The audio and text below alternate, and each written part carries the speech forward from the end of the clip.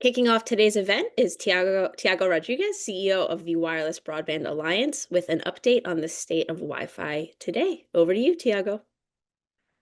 Yeah, thank you, Catherine, and as well to all the RCR Wireless news team. Thank you for the kind invitation to be here today and kick off this 2026 Wi-Fi Forum event. A pleasure to be with all of you and share some of the insights and work of the WBA. And I hope that we can have a wonderful event throughout the day. And my presentation is just the start of a good sessions and interesting discussions along the way. So my presentation, I want to give a short overview of the status of Wi-Fi, not only from a technology perspective, but as well some of the trends that we have been seeing. I'm going to use one piece of research from the WBA that is called the WBA Annual Industry Report, because I think they have quite a lot of information that can be useful, at least for this event today, and somehow prompt some good discussions between all of us. I will spend as well just one slide at the end just to present WBA and talk about our technical roadmaps of activities.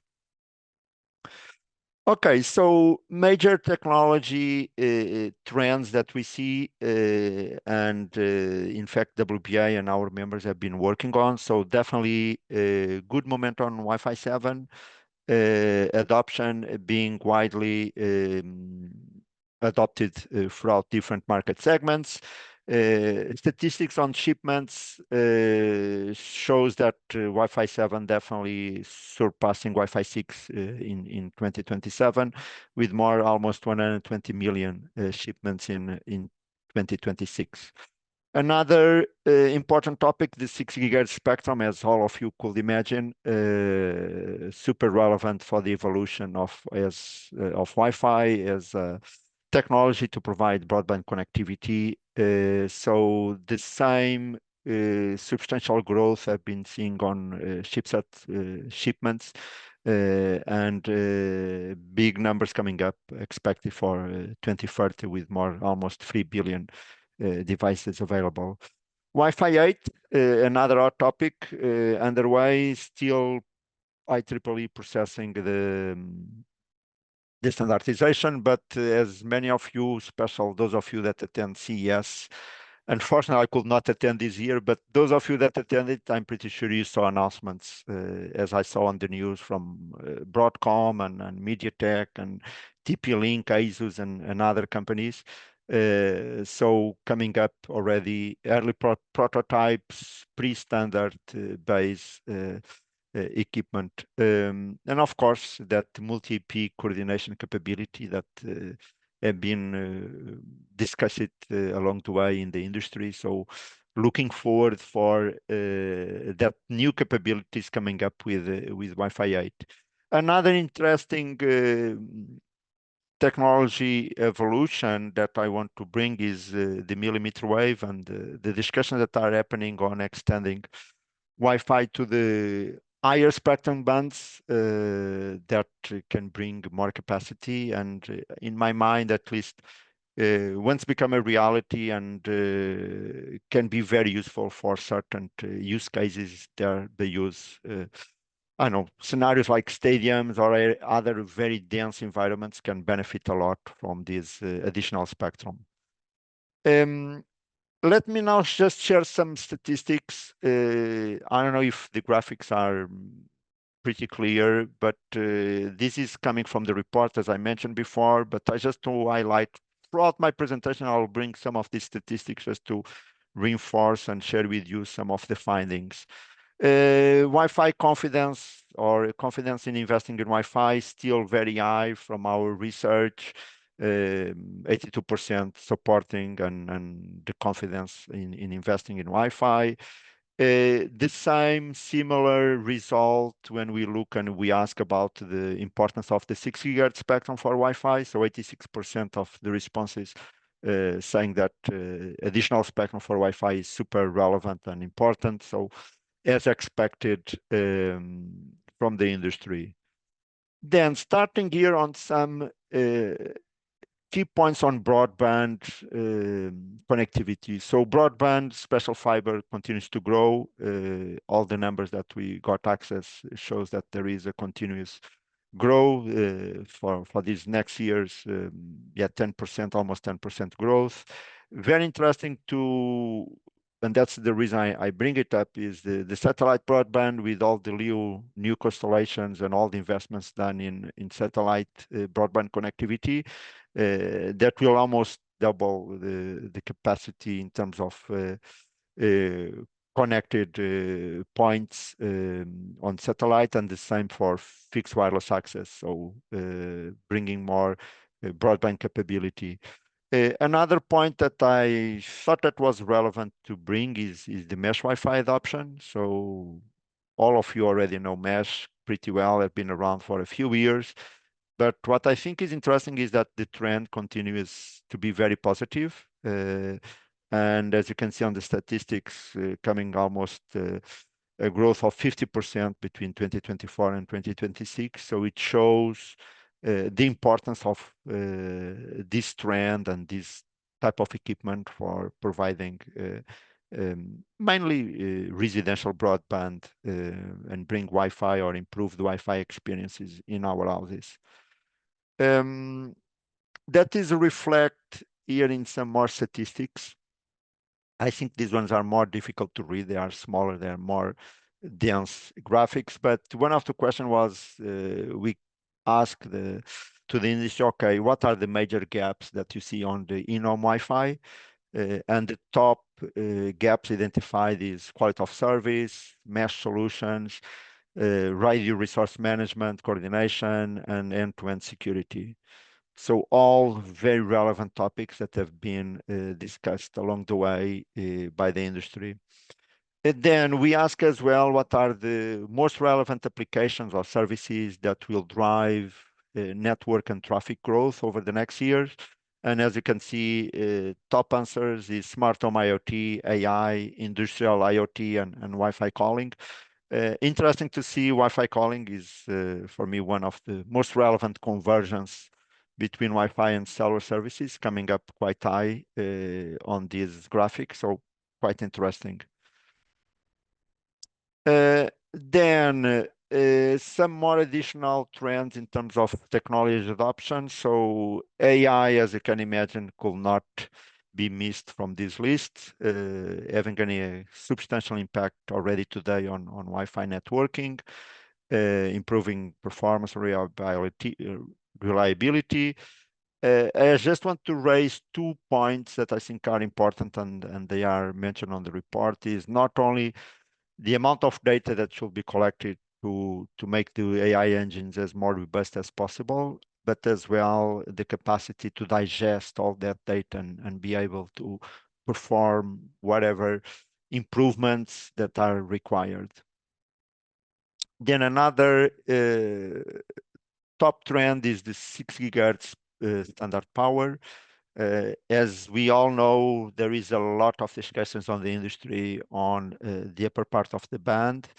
But this is very hot topic, as we saw very recent proposals from FCC and Ofcom looking to the mechanisms to use standard power on the 6 gigahertz band. In particular, FCC, I think just last week, they announced this new power class that they call the GVP, Geofence Variable Power.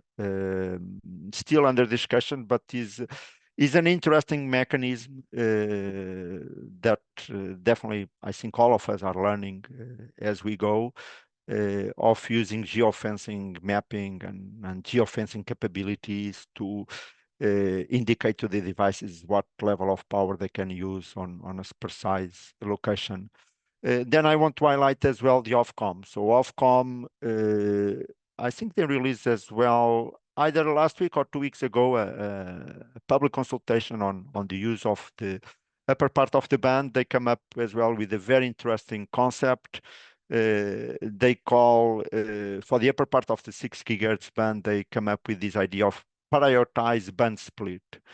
So they want to allocate part of the upper part of the 6 gigahertz band to Wi-Fi, and another part of the spectrum to mobile services. But they call it Wi-Fi priority and mobile priority. Nevertheless, apart from that split, they are looking to having mechanisms like AFC that Wi-Fi can use the mobile part of the spectrum whenever there is a AFC system in place. So it's an interesting concept where spectrum is allocated to both technologies, but then you have mechanisms somehow to orchestrate when Wi-Fi can use the mobile component of the spectrum. Then another trend is the use of Wi-Fi for IoT sensing automation. So all these applications like Wi-Fi Allo, Wi-Fi sensing have been very strong demand, and the numbers that we have access, and I put it here, the evolution from 2024 to 2030 shows a very strong growth. Then, as you can imagine, on a WBA presentation, we need to talk about open roaming and PassPoint. The trend is very positive. I think finally, PassPoint open roaming are driving the concept of seamless, secure Wi-Fi experience on guest networks, and as well for mobile operators expansion of their coverage and capability. But I will leave that for later on the day. I know that there is a session on touching on convergence and open roaming, and I will leave that for later today.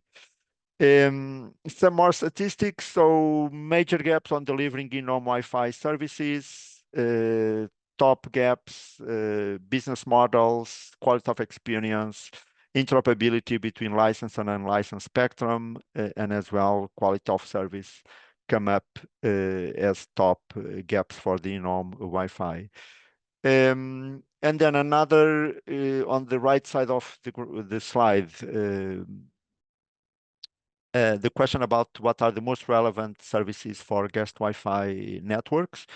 And based on the feedback is smart cities come number one, and then all these seamless, secure experience, Wi-Fi offload for mobile carriers, and as well to track traffic movement of people, devices, and vehicles and other types of equipment. So Wi-Fi brings a relevant component on there. As main key takeaways that I want to all of you to take from this short overview of the status of Wi-Fi. So definitely all the numbers, all the market trends shows that the confidence on Wi-Fi continues very high and the demand is there. So that's very positive to see. The 6 gigahertz spectrum definitely is a key component for the future of Wi-Fi. It brings not only the extra capacity, but the capability to optimize many of the deployments that exist today. So and provide much higher throughputs and new services over the Wi-Fi networks, and a key element for the future of the broadband connectivity. Wi-Fi 7 will continue to accelerate. All the statistics that we have access shows that shipments are growing, demand is there, announcements and massification of the standard is in place. So definitely fundamental that acceleration of Wi-Fi 7. And then other focus areas, including, as I mentioned, AI, IoT, sensing, Wi-Fi Allo, fundamental open roaming, and the standard power. I believe these new concepts coming up from different regulators, it shows that there is a a real interest that standard power can be used, and regulatory bodies are doing their part, or at least they are making efforts to allow standard power being available. And of course, all of us as consumers who can benefit from all the capabilities that Wi-Fi on the 6 gigahertz can provide. And I believe all these topics of the 6 gigahertz will be well discussed on the session later today.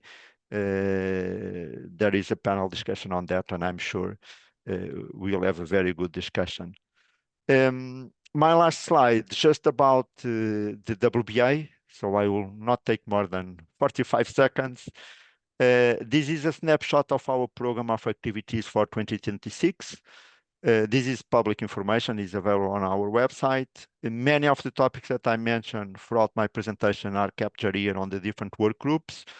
I just want to highlight some of them that I believe will be relevant in some of the discussions throughout the day. So definitely the conversions between 6G and Wi-Fi. So is 6G coming up in the future? Is just a new mobile radio? Is more than that? What is the role of Wi-Fi on that architecture?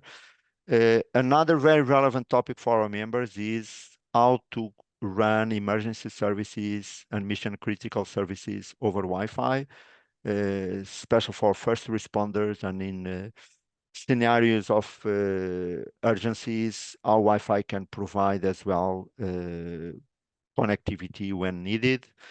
Then want to mention as well some of verticals like MDU in very high demand, in-flight Wi-Fi in very high demand, and even futuristic topics. Well, maybe futuristic is the wrong word, but future topics like what what is the impact of quantum cryptography for Wi-Fi security, and what should we be discussing today that can safeguard us in the future to have a better Wi-Fi for all of us. And with this, I just want to thank you for your time. Hope you enjoy this short presentation, and I was able to create some food for thought for the panel discussions later today. Thank you. Yeah, thank you, Tiago, for kind of setting the stage for everything that we're going to discuss today. We'll see you and we'll see everyone else at the next session in just a few minutes. Thank you.